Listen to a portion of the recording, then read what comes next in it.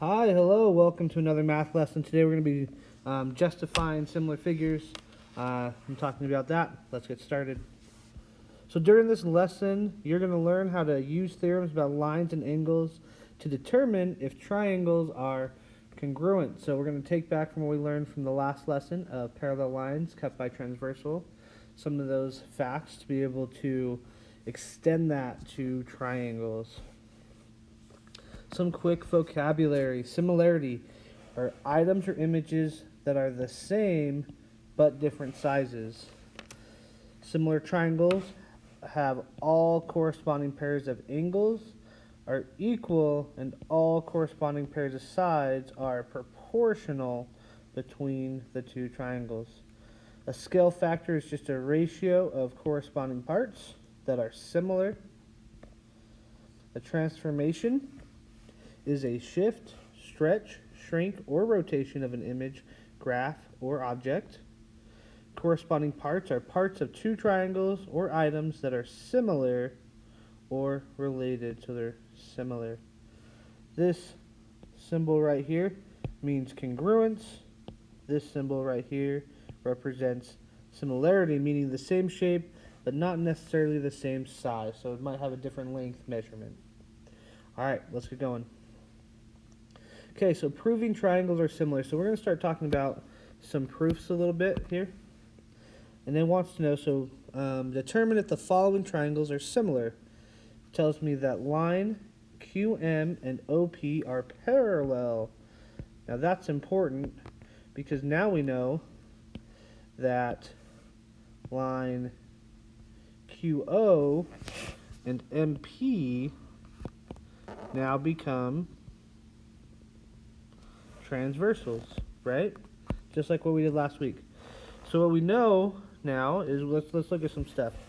So we need to prove that triangles are similar. So to prove triangles are similar, we need to know that they have the corresponding angles are congruent. That's what we have to prove. So I'd have to say that angle M and angle P are congruent, angle Q and angle O are congruent, and angle N are congruent. So you just have to say that I have three angles that are congruent, okay? So Q and M are parallel. Alright, so let's look. The very basic one where these triangles are kind of connected to one another is I'm going to say, let me erase some stuff so we can kind of make some stuff clear here. Okay. So angle MNP. So that angle right here. So I'm going to say angle MNP. I always put where the vertex is in the middle of my term here. So there's my end. Is congruent to angle ONP. Angle ONP because those are vertical angles. We always have to state why. Okay, so angle MNP is congruent to angle ONP because those are vertical angles. Okay. The next thing I can say is QMN is going to be congruent to OPN. So we can say these angles are congruent because, so we're going to say angle QMN is congruent to angle OPN because those are alternate interior angles, which is what we learned last week. Okay. Well, once we have two angles of a triangle that we know are congruent, it's very easy for us to say that third angle is congruent because we know the interior angles of triangles add up to 180. So we can now say that angle QN is congruent to angle PON by interior, or we'd say the sum of interior angles. Now we can say that triangle QMN is, we don't know that it's congruent because we don't know side measurements, but we can say similar to triangle OPN by similar, or we'd say by this up here. Corresponding angles are congruent. There we go. There's our proof. Not too bad. Okay, find the missing angle for each. What do you notice? Well, let's see something here. I see that I have a 60-degree angle, a 60-degree angle, a 50-degree angle, and a 50-degree angle. Well, without even having to find what this angle is, I know it has to be congruent because I have 60 and 60, 50 and 50. I know angle C and angle F have to be the same.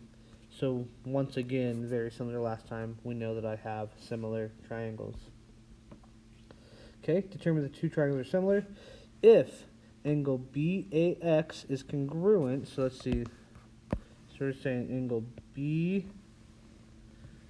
BAX is congruent to CDX. Okay, so we're saying this angle is congruent to this angle. Okay, so we're going to do this proof a little bit faster. I'm not going to highlight everything out. Okay, so we're going to say angle AXB is congruent to DCX, or DXC, sorry, DXC. And we'd say by vertical angles. Okay, then once we know that, then it's very easy to say those two angles are congruent by similar triangles, by the sum of interior angles. So let's see, how would I say that? I'd say angle DCX is congruent to angle ABX by sum of interior angles of triangles. Okay, and now that I have that, I can say triangle ABX. Oh, not triangle, triangle. Let's say ABX, we know is similar to DCX by, we'd say that corresponding angles are congruent. Perfect. All of this is very logical, so we always have to have what we're saying and the reason we can say that we can state that. So each of these are kind of connected. All right. So finding angles in similar triangles, so we can still use this. Now we have some numbers. The following triangle have the following angle measurement. So I'm going to put these in black. The measure of angle AXB is 41 degrees. The measure of angle BAX is 36 degrees. And the measure of angle XDC is 103 degrees. Determine if the triangles are similar. So we're going to go through this kind of the same way. I know I have a vertical angle. That one's super easy. So what the angles that I'm missing is that angle and this angle over here. So what I need to determine is I just really need to find one of them. If I can show that this angle is 103 degrees or that this angle is 36 degrees, I can prove that they're similar, right? So let's check this out. So all we're going to do is we're going to just do some addition here, okay, and subtraction from 180. Part of it is we know that the interior angles have to add up to 180. So I'm going to say 36 plus 41. Well, that's going to give me 77. I go 180 minus 77. There's a 3, 0, 103. Those are the same. So that means that this would have to be 36 degrees there. But now I know that those are similar. All right, that's the end of the lesson. If you have any questions, please come and talk to me. Come talk to a tutor. We would be happy to help you out. Have a great day. We'll talk to you later. See you.